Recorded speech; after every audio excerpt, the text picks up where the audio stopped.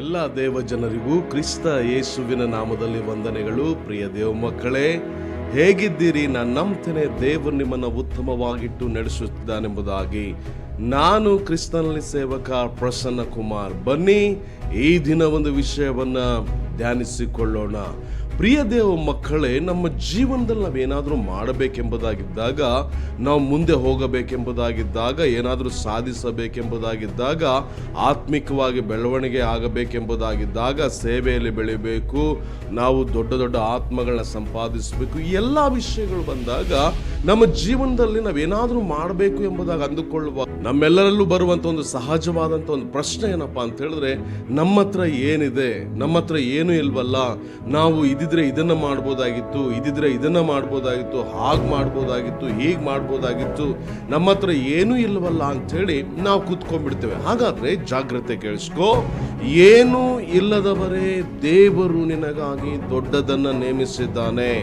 ಹಾಗಾದ್ರೆ ಪ್ರಿಯ ದೇವ ಮಗುವೆ, ನಿನ್ನ ಜೀವನದಲ್ಲಿ ಏನೂ ಇಲ್ಲ ಅಂತೇಳಿ ನೀನು ಅಂದುಕೊಳ್ಳುವಾಗ, ನೀನು ಏನೂ ಇಲ್ಲದವನಾದಂಥ ವ್ಯಕ್ತಿ ಆಗಿದ್ದಾಗ, ದೇವರು ನಿನಗೆ ಏನಾದರೂ ಮಾಡಬೇಕು, ಮುಂದೆ ಹೋಗಬೇಕು ಎಂಬುದಾಗಿ ಯಾಕೆ ನಿನ್ನನ್ನು ಉತ್ತೇಜಿಸುವವನಾಗಿದ್ದಾನೆ?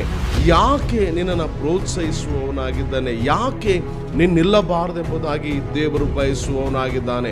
ಪ್ರಿಯ ದೇವ ಮಗುವೆ, ನಾವು ಬೈಬಲಲ್ಲಿ ಸಾಕಷ್ಟು ಭಕ್ತರನ್ನ, ನಾವು ಆಶೀರ್ವದಿಸಲ್ಪಟ್ಟಂತ ಭಕ್ತರನ್ನ ನೋಡ್ಲಿಕ್ಕೆ ಸಾಧ್ಯ. ಸಾಕಷ್ಟು ಭಕ್ತರು ದೇವರಿಗಾಗಿ ಜೀವಿಸಿ, ದೇವರಿಗಾಗಿ ಬದುಕಿ, ದೊಡ್ಡ ದೊಡ್ಡ ಸಾಕ್ಷಿಗಳಾಗಿ ಹೊರಟು ಹೋಗ್ಬಿಟ್ಟಿದ್ದಾರೆ. ಆದ್ರೆ ಅವರೆಲ್ಲರ ಜೀವಿತಗಳನ್ನ ದೇವರು ಆಶೀರ್ವದಿಸುವುದಕ್ಕಿಂತ ಮೊದಲು ಅವರು ಹೇಗಿದ್ರು ಎಂಬುದಾಗಿ ನಾವು ಕೊಂಚ ಸಮಯ ಆಲೋಚನೆ ಮಾಡಿಕೊಳ್ಳೋಣ್ರಿ. ಪ್ರಿಯ ದೇವ ಮಕ್ಕಳೇ, 1ನೇ ಅಧ್ಯಾಯ ಅಂದ್ರೆ ಆದಿಕಾಂಡ ಪುಸ್ತಕ 1ನೇ ಅಧ್ಯಾಯದ 28ನೇ ವಚನಕ್ಕೆ ನಿಮ್ಮ ಬೈಬಲ್ ತಿರುಗಿಸಬೇಕೆಂಬುದಾಗಿ ಪ್ರೀತಿಯಿಂದ ಮನವಿ ಮಾಡುವನಾಗಿದ್ದೇನೆ. ಅಲ್ಲಿ ಆದಾಮನು ಒಬ್ಬಂಟಿಗನಾಗಿದ್ದಾಗ ಅವನನ್ನ ದೇವರು ಆಶೀರ್ವದಿಸಿ, ದೇವರು ಅವನ್ನ ಹೆಚ್ಚಿ ಅಭಿವೃದ್ಧಿ ಆಗಿ ಲೋಕವನ್ನ ದೊರೆತನ ಮಾಡ್ರಿ ಎಂಬ ಆ ದೊರೆತನದ ಆಶೀರ್ವಾದವನ್ನ ನೇಮಿಸಿದ. ಈಗ ನಾ ಹೇಳೋದನ್ನ ಜಾಗ್ರತೆ ಕೇಳಿಸ್ಕೊಡ್ರಿ. ಆದಾಮನು ಒಬ್ಬನೇ ಇರೋದಲ್ಲಿ, ಆದ್ರೆ ಅವನಿಗೆ ಹೇಳಲ್ಪಟ್ಟ ಆಶೀರ್ವಾದ ಬಹಳ ದೊಡ್ಡದಾಗಿತ್ತು, ಬಹಳ ದೊಡ್ಡದಾಗಿತ್ತು. ನಾವು ಹಾಗೆ ಆದಿಕಾಂಡ ಪುಸ್ತಕ 9ನೇ ಅಧ್ಯಾಯದ 1ರಿಂದ 4ನೇ ವಚನ ತನಕ ಹೋಗುವಾಗ, ಅಲ್ಲಿ ನೋಹನಿಗೆ ದೇವರು ಕರೆದು, ಯಾವ ದೇವರು ಆದಾಮನನ್ನ ಆಶೀರ್ವದಿಸಿದನೋ ಅದೇ ದೇವರು ಅದೇ ಆಶೀರ್ವಾದವನ್ನು ನೋಹನಿಗೆ ಮಾಡೋದು ನಾವು ನೋಡ್ತೇವೆ. ಹಾಗಾದ್ರೆ ನೋಹನು ಅಲ್ಲಿ ಎಷ್ಟು ಜನ ಇದ್ರಪ್ಪ ಅಂದ್ರೆ, ನೋಹನ ಕಾಲದಲ್ಲಿ ನೋಹನು, ನೋಹನ ಹೆಂಡತಿ, ಅವನ 3 ಜನ ಮಕ್ಕಳು, 3 ಜನ ಸೊಸೆಯಂದ್ರು, ಇಂಥವರಿಗೆ ಲೋಕವನ್ನೇ ತುಂಬಿಕೊಳ್ಳುವಂತ ಶ್ರೇಷ್ಠ ಆಶೀರ್ವಾದವನ್ನ ದೇವರು ಕೊಟ್ಟ. ನಾವು ಹಾಗೆ ಸ್ವಲ್ಪ ಮುಂದೆ ಹೋಗೋದಾದ್ರೆ, ಆದಿಕಾಂಡ ಪುಸ್ತಕ 12ನೇ ಅಧ್ಯಾಯದಲ್ಲಿ ನಾವು ಅಬ್ರಹಾಮನ್ನ ದೇವರು ಕರೆಯುವಾಗ, ಅಬ್ರಹಾಮನು 75 ವರ್ಷದವನಾಗಿದ್ದಾಗ ದೇವರು ಊರೆಂಬ ಸ್ಥಳದಲ್ಲಿ ದೇವರು ಅವನನ್ನು ಕರೆಯುವಾಗ ಅವನಿಗೆ ಮಕ್ಕಳಿರಲಿಲ್ಲ. ಆದ್ರೆ ಅವನನ್ನ ದೇವರು ದೊಡ್ಡ ಜನಾಂಗವಾಗುವುದಕ್ಕೋಸ್ಕರ ಕರೆದ. ಅಂದ್ರೆ ಅವನ ಹತ್ರ ಏನೂ ಇರಲಿಲ್ಲ, ಬಟ್ ದೊಡ್ಡ ಜನಾಂಗವಾಗುವುದಕ್ಕೋಸ್ಕರ ಕರೆದ. ನೀವು ಹಾಗೆ ಇಸಾಕನ ಕುರಿತಾಗಿರ್ಬೋದು, ಯಾಕೋಬನ ಕುರಿತಾಗಿರ್ಬೋದು, ನೀವು ಅವರ ಕುರಿತು ನೋಡುವಾಗ, ಅವರು ಏನು ಅಲ್ಲದೆ ಇದ್ದಾಗ ದೇವರು ಅವರಿಗೆ ಶ್ರೇಷ್ಠವಾದನ್ನ ನುಡಿದಿದ್ದನ್ನ ನಾವು ಬೈಬಲಲ್ಲಿ ನೋಡ್ಲಿಕ್ಕೆ ಸಾಧ್ಯ. ನಾವು ಹಾಗೆ ಆದಿಕಾಂಡ ಪುಸ್ತಕ 37ನೇ ಅಧ್ಯಾಯ 1ರಿಂದ 10ನೇ ವಚನ ತನಕ ಹೋಗುವಾಗ, ಯೋಸೇಫನು ಕಂಡಂತ ಕನಸಿನ ಕುರಿತು ನಾವು ನೋಡ್ತೇವೆ. ಯೋಸೇಫನು ಅವನ ಅಣ್ಣ ತಮ್ಮಂದರಲ್ಲಿ ಚಿಕ್ಕವನಾಗಿದ್ದ. ಮತ್ತೆ ಅಲ್ಲಿರುವಂತ ಪ್ಲಸ್ ಪಾಯಿಂಟ್ ಏನಪ್ಪಾ ಅಂತ ಹೇಳಿದ್ರೆ, ಯೋಸೇಫನು ಕೇವಲ ಅವನ ತಂದೆಗೆ ಪ್ರೀತಿ ಪಾತ್ರನಾಗಿದ್ನೇ ಹೊರತು ಅವನ ಅಣ್ಣಂದರಿಗೆ ಪ್ರೀತಿ ಪಾತ್ರನಾಗಿರ್ಲಿಲ್ಲ, ಎಲ್ಲರಿಗಿಂತ ಚಿಕ್ಕವನಾಗಿದ್ದ. ಆದ್ರೆ ದೇವರು ಎಲ್ಲರಿಗಿಂತ ಚಿಕ್ಕವನಾದ ಆ ಯೋಸೇಫನನ್ನ ದೇವರು ದೊಡ್ಡ ಆಶೀರ್ವಾದವಾಗಿಡ್ತೀನೆಂಬ ಆ ಒಂದು ಕನಸುಗಳ ಮುಖಾಂತರವಾಗಿ, ಆ ದರ್ಶನದ ಮುಖಾಂತರವಾಗಿ ದೇವರು ಅದನ್ನು ವ್ಯಕ್ತಪಡಿಸಿದ್ರು. ಬರೀ ಅಷ್ಟು ಮಾತ್ರವಲ್ಲ ರೀ, ವಿಮೋಚನ ಕಾಂಡ 3ನೇ ಅಧ್ಯಾಯಕ್ಕೆ ಹೋಗುವಾಗ, ಏನು ಇಲ್ಲದೆ ಇರುವಂತ ಮೋಶೆ, ಕುರಿ ಕಾಯುವಂತ ಮೋಶೆ, ಬೈಬಲ್ ಮೋಶೆ ಕುರಿತಾಗಿ ಹೇಳ್ತದೆ.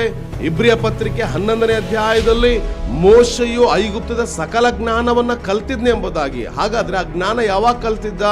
ದೇವರು ವಿಮೋಚನ ಕಾಂಡದಲ್ಲಿ 3ನೇ ಅಧ್ಯಾಯದಲ್ಲಿ ಕರೆಯುವುದಕ್ಕಿಂತ ಮೊದಲು, ಅಂದ್ರೆ 40 ವರ್ಷಗಳ ಹಿಂದೆ ಅವನು ಐಗುಪ್ತದ ಎಲ್ಲ ವಿದ್ಯೆಗಳನ್ನ ಕಲ್ತಿದ್ದ. ಆದ್ರೆ ಆ ಸಮಯದಲ್ಲಿ ದೇವರು ಕರೆಯುವಾಗ ಕೇವಲ ಕುರಿ ಕಾಯುವವನು, ಅಂಥವನ್ನ ಕರೆದು ಐಗುಪ್ತವನ್ನ ಹೊಡೆದು ಐಗುಪ್ತದಿಂದ ಇಸ್ರಾಯೇಲ್ ಜನರನ್ನು ಹೊರತರುವಂತ ಶ್ರೇಷ್ಠ ಆಶೀರ್ವಾದವನ್ನ ದೇವರು ನುಡಿಯೋದನ್ನ ನಾವು ನೋಡ್ತೇವೆ. ಹಾಗೆ ದಾಸತ್ವದಲ್ಲಿದ್ದಂಥ ಇಸ್ರಾಯೇಲರಿಗೆ ದೇವರು ಕಾನಾನ್ ದೇಶವನ್ನು ಅಥವಾ ಹಾಲು ಜೇನು ಹರಿಯುವ ದೇಶವನ್ನ, ಸ್ವಂತ ದೇಶವನ್ನ ಪ್ರಕಟಿಸೋದು ನಾವು ನೋಡ್ತೇವೆ. ನಾವು ಹಾಗೆ ಯೆಹೋಶುವನ ಗ್ರಂಥಕ್ಕೆ ಹೋಗುವಾಗ ಯೆಹೋಶುವನು ಏನೂ ಅಲ್ಲದೆ ಇದ್ದಾಗ ದೇವರು ಹೇಳ್ತಾರೆ, ನೀನು ಎದ್ದು ಮುಂದೆ ಹೋಗು, ನಾನು ಆ ದೇಶದಲ್ಲಿರುವಂಥ ಎಲ್ಲ ಸಮಸ್ತ ನಿವಾಸಿಗಳನ್ನ ನಿನಗೆ ಒಪ್ಪಿಸಿಕೊಟ್ಟಿದ್ದೇನೆ. ಅದನ್ನು ನೀನು ನಾನು ವಾಗ್ದಾನ ಮಾಡಿದ, ನಿಮ್ಮ ಪಿತೃಗಳಿಗೆ ವಾಗ್ದಾನ ಮಾಡಿದಂಥ ಆ ವಾಗ್ದಾನ ದೇಶವನ್ನ ಅವರ ಸಂತತಿಗೆ ನೀನು ಸ್ವಾಧೀನ ಮಾಡಿಕೊಡು ಎಂಬುದಾಗಿ ಹೇಳೋದನ್ನು ನಾವು ನೋಡ್ತೇವೆ. ಹಾಗೆ ನ್ಯಾಯಾಧಿಪತಿಗಳಾಗಿರ್ಬೋದು, ಹಾಗೆ ಸಮಬಲನಾಗಿರ್ಬೋದು, ಹಾಗೆ ಸೌಲನಾಗಿರ್ಬೋದು, ಹಾಗೆ ದಾವೀದ, ಹಾಗೆ ಸಾಲೊಮೋನ, ಅಂದ್ರೆ ಬೈಬಲ್ ಅಲ್ಲಿ ಸಾವಿರಾರು ಜನರು ಸಿಗ್ತಾರೆ. ಏನೂ ಇಲ್ಲದೆ ಇರುವಂತ ವ್ಯಕ್ತಿಗೆ ದೇವರು ಶ್ರೇಷ್ಠವಾದನ್ನು ನೇಮಿಸುವುದನ್ನ ನಾವು ನೋಡ್ಲಿಕ್ಕೆ ಸಾಧ್ಯ. ನಾವೇನ್ ಮಾಡ್ತೀವಿ ಅಂದ್ರೆ, ನಮ್ಗೆ ಏನು ಇಲ್ವಲ್ಲ, ನಾವು ಹೇಗೇನು ಮಾಡ್ಲಿಕ್ಕೆ ಸಾಧ್ಯ, ನಾವು ಹೇಗೆ ಮುಂದೆ ಹೋಗ್ಲಿಕ್ಕೆ ಸಾಧ್ಯ, ನಾವು ದೇವರಿಗಾಗಿ ಏನಾದರೂ ಮಾಡಲಿಕ್ಕೆ ಹೇಗೆ ಸಾಧ್ಯ, ನಾವು ಹೇಗೆ ಬೆಳಿಲಿಕ್ಕೆ ಸಾಧ್ಯ, ನಾವು ಹೇಗೆ ಎದ್ದು ನಿಲ್ಲಲಿಕ್ಕೆ ಸಾಧ್ಯ ಅಂತೇಳಿ ಸಾಕಷ್ಟು ಸಾರಿ ನನ್ನ ಮತ್ತು ನಿಮ್ಮ ಜೀವಿತದಲ್ಲಿ ದೊಡ್ಡ ಪ್ರಶ್ನೆಗಳೆದ್ದೇಳ್ತವೆ. ಆದ್ರೆ ಪ್ರಿಯ ದೇವ ಮಗುವೆ, ನಾನು ಈಗ ಹೇಳಿದಂತೆ ಎಲ್ಲಾ ದೇವರ ಭಕ್ತರನ್ನ ನಾವು ನೋಡುವಾಗ ಅವರು ಏನು ಇಲ್ಲದವರಾಗಿದ್ದಾಗ ದೇವರು ಅವರಿಗೆ ಶ್ರೇಷ್ಠವಾದನ್ನು ನೇಮಿಸಿದ. ಹಾಗಾದ್ರೆ ಜಾಗ್ರತೆ ಕೇಳಿಸ್ಕೊ. ನಿನ್ನ ಜೀವನದಲ್ಲಿ ನೀನೇನಾದ್ರೂ ಬೆಳಿಲಿಕ್ಕೆ ದೇವರು ಪ್ರೇರೇಪಿಸೋದಾದ್ರೆ, ನೀನೇನಾದ್ರೂ ಚೆನ್ನಾಗಿ ಆಗ್ಬೇಕು, ಅಭಿವೃದ್ಧಿ ಆಗ್ಬೇಕು, ಮುಂದೆ ಹೋಗ್ಬೇಕು, ನಾನು ಹೀಗೆ ಸಾಕ್ಷಿ ಆಗಿರ್ಬೇಕಂತ ನಿನ್ನೊಳಗೆ ಒಂದು ವೇಳೆ ಏನಾದ್ರೂ ಅನಿಸ್ತಾ ಇದ್ರೆ ನಿನ್ ಜಾಗ್ರತೆ ಕೇಳಿಸ್ಕೊ. ದೇವರು ನಿನ್ನನ್ನು ಪ್ರೇರೇಪಿಸ್ತಾ ಇದ್ದಾನೆ ಎಂಬುದಾಗಿ. ದೇವರನ್ನ ಬಿಟ್ಟು ಹೋಗುವಂತ ಒಂದು ಅಂಶವನ್ನ ಬಿಟ್ಟು ನಿನ್ ದೇವರಿಗಾಗಿ ಏನಾದ್ರೂ ಮಾಡಬೇಕೆಂಬ ಹಂಬಲ, ಬಯಕೆ ನಿನಗಿರೋದಾದ್ರೆ ನಿನ್ನನ್ನ ದೇವರು ಪ್ರೇರೇಪಿಸಿದ್ದಾನೆಂಬುದಾಗಿ ಸ್ಪಷ್ಟವಾಗಿ ತಿಳಿದುಕೊಂಡಿರು ಪ್ರಿಯ ದೇವ ಮಗುವೆ. ಯಾಕಂದ್ರೆ ಬೈಬಲ್ ಅಲ್ಲಿ ದೇವರು ಯಾರಿಗೆಲ್ಲ ಮಾತಾಡಿದ್ನೋ ಅವರು ಏನು ಇಲ್ಲದವರಾಗಿದ್ದಾಗ ದೇವರವರನ್ನ ಕರೆದ. ಹಾಗಾದ್ರೆ ಏನು ಇಲ್ಲದೆ ಇರುವಂತವರಿಗೆ ಶ್ರೇಷ್ಠವಾದನ್ನ, ದೊಡ್ಡ ದೊಡ್ಡ ಆಶೀರ್ವಾದಗಳನ್ನ ದೇವರು ನೇಮಿಸಿದ್ದಾಗಿದ್ದಾನೆ. ಹಾಗಾದ್ರೆ ನಿನ್ನ ಜೀವನದಲ್ಲಿ ದೇವರು ಏನು ನೇಮಿಸಿಲ್ಲ ಅಂತ ಅಂದ್ಕೊಳ್ತಾ ಇದ್ಯಾ? ನಿನ್ನ ಜೀವನದಲ್ಲಿ ದೇವ್ರು ಏನು ಇಟ್ಟಿಲ್ಲ ಅಂತ ಅಂದ್ಕೊಳ್ತಾ ಇದ್ಯಾ? ನಿನ್ನ ಜೀವನದಲ್ಲಿ ದೇವ್ರು ಏನು ಮಾಡಿಲ್ಲ ಅಂತ ಅಂದ್ಕೊಳ್ತೀಯಾ? ಪ್ರಿಯ ದೇವ ಮಗುವೆ, ಒಂದ್ ಸಾರಿ ಬೈಬಲ್ ಹತ್ರ ಹೋಗಿ ನೋಡು. ಆ ಮನುಷ್ಯನ ಹತ್ರ ಈ ಮನುಷ್ಯನ ಹತ್ರ ಓಡೋದಲ್ಲ, ಬೈಬಲ್ ಹತ್ರ ಹೋಗಿ ನೋಡು. ಒಂದ್ ಸಾರಿ ದೇವರ ಹತ್ರ ಹೋಗಿ ನೋಡು, ದೇವರು ನಿನಗೆ ಎಂಥದ್ದನ್ನು ಇಟ್ಟಿದ್ದಾನೆ ಎಂಬುದಾಗಿ. ಹಾಗಾದ್ರೆ ದೇವರು ನಿನಗೆ ಅಂಥದ್ದನ್ನು ಇಟ್ಟಾಗ, ಶ್ರೇಷ್ಠವಾದನ್ನು ಇಟ್ಟಾಗ, ದೊಡ್ಡ ದೊಡ್ಡ ಸಂಗತಿಗಳನ್ನಿಟ್ಟಾಗ, ದೊಡ್ಡ ದೊಡ್ಡ ಆಶೀರ್ವಾದಗಳನ್ನಿಟ್ಟಾಗ ನೀನು ಏನೂ ಇಲ್ಲ ಅಂತೇಳಿ ಕೊರಕೊಂಡು ಕೂತ್ಕೊಳ್ತೀಯ. ನನ್ಗೇನು ಇಲ್ಲ, ನಾನು ಎದ್ದೇಳಲಿಕ್ಕಾಗಲ್ಲ, ನಾನು ಕೂರ್ಲಿಕ್ಕಾಗಲ್ಲ, ನಾನು ಬಲವಾಗ್ಲಿಕ್ಕೆ ಸಾಧ್ಯ ಇಲ್ಲ, ನಾನು ಸ್ವಸ್ಥವಾಗ್ಲಿಕ್ಕೆ ಸಾಧ್ಯ ಇಲ್ಲ, ಬಿಡುಗಡೆ ಆಗ್ಲಿಕ್ಕೆ ಸಾಧ್ಯ ಇಲ್ಲ ಅಂತೇಳಿ ಕೊರಕೊಂಡು ಕೂತ್ಕೊಳ್ತೀಯ. ಎಷ್ಟು ಕಾಲ ನೀನಲ್ಲಿ ಕೂತ್ಕೊಳ್ತೀಯ ಪ್ರಿಯ ದೇವ ಮಗುವೆ? ಇಲ್ಲ ಇಲ್ಲ ಇಲ್ಲ, ನೀನು ಎದ್ದೇಳ್ಬೇಕು ಪ್ರಿಯ ದೇವ ಮಗುವೆ. ನೀನು ಹೊರ ಬರಬೇಕು ಪ್ರಿಯ ದೇವ ಮಗುವೆ. ದೇವರಿಗಾಗಿ ನೀನು ನಿಲ್ಬೇಕಾದವನು ಪ್ರಿಯ ದೇವ ಮಗುವೆ. ನೀನು ದೇವರಿಗಾಗಿ ನಿಲ್ಲಬೇಕಾದವಳು ಪ್ರಿಯ ದೇವ ಮಗುವೆ. ನೀನು ದೇವರಿಗಾಗಿ ಉರಿಯಬೇಕಾದಂತ, ಪ್ರಜ್ವಲಿಸಬೇಕಂತ ದೇವರ ಮಗು ನೀನು ಆಗಿರುವಾಗ ಯಾಕೆ ಏನು ಇಲ್ಲ ಅಂತ ಕೂತ್ಕೊಳ್ತಿ? ದೇವರು ನಿನಗೆ ದೊಡ್ಡದನ್ನು ನೇಮಿಸಿದ್ದಾನೆ.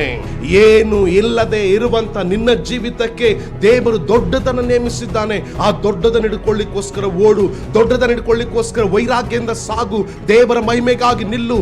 ದೇವರು ನಿನ್ನನ್ನು ಆಶೀರ್ವದಿಸ್ತಾನೆ. ಇದನ್ನ ಮಾತ್ರ ನೀನ್ ಎಂದೆಂದಿಗೂ ಸಹ ನೀನು ಮರಿಲೇಬೇಡ. ಬರೀ ಆಶೀರ್ವಾದ ಆಶೀರ್ವಾದ ಆಶೀರ್ವಾದ ಅಲ್ಲ ಪ್ರಿಯ ದೇವ ಮಗುವೆ, ದೇವರಿಗಾಗಿ ನೀನು ದೊಡ್ಡ ಸಾಕ್ಷಿಯಾಗಿ ನಿಲ್ಬೇಕು. ಇದುವೇ ದೇವರು ನಿನ್ನ ಕರೆದಂತ ಉದ್ದೇಶ ಆಗಿರ್ತದೆ. ಇದನ್ನ ಮಾತ್ರ ಎಂದೆಂದಿಗೂ ಮರಿಲೇಬೇಡ. ಬನ್ನಿ ಪ್ರಾರ್ಥನೆ ಮಾಡಿಕೊಳ್ಳೋಣ.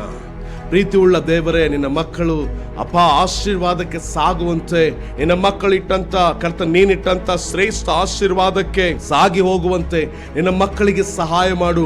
ಎಲ್ಲ ಅಡೆತಡೆಗಳನ್ನ ಹೊಡೆದಾಕು, ಅಪನಂಬಿಕೆಯನ್ನು ಹೊಡೆದಾಕು, ಅಜ್ಞಾನವನ್ನು ಹೊಡೆದಾಕು, ಅವಿವೇಕತನವನ್ನು ಹೊಡೆದಾಕು. ನಿನಗಾಗಿ ವೈರಾಗ್ಯವಾಗಿ ನಿಲ್ಲುವಂತೆ, ವೈರಾಗ್ಯವಾಗಿ ಸಾಗುವಂತೆ, ವೈರಾಗ್ಯವಾಗಿ ಬಲಗೊಳ್ಳುವಂತೆ ನಿನ್ನ ಮಕ್ಕಳನ್ನ ಆಶೀರ್ವದಿಸು, ಬಲಗೊಳಿಸು. ನಿನ್ನ ಮಹಿಮೆಯ ಶಕ್ತಿಯನ್ನು ತುಂಬಿಸಿ ನಿನಗಾಗಿ ಜೀವಿಸಲಿಕ್ಕೆ ಸಹಾಯ ಮಾಡಬೇಕೆಂಬುದಾಗಿ ಹೇಳಿ ಯೇಸು ಕರ್ತನ ಹೆಸರಿನಲ್ಲಿ ಬೇಡ್ತೇವೆ ಪರಲೋಕದ ತಂದೆ. ಆಮೇನ್, ಆಮೇನ್, ಆಮೇನ್. ಎಲ್ಲರಿಗೂ ಪ್ರೈಸ್ ದಿ ಲಾರ್ಡ್. ದೇವರು ನಿಮ್ಮನ್ನು ಆಶೀರ್ವದಿಸಲಿ.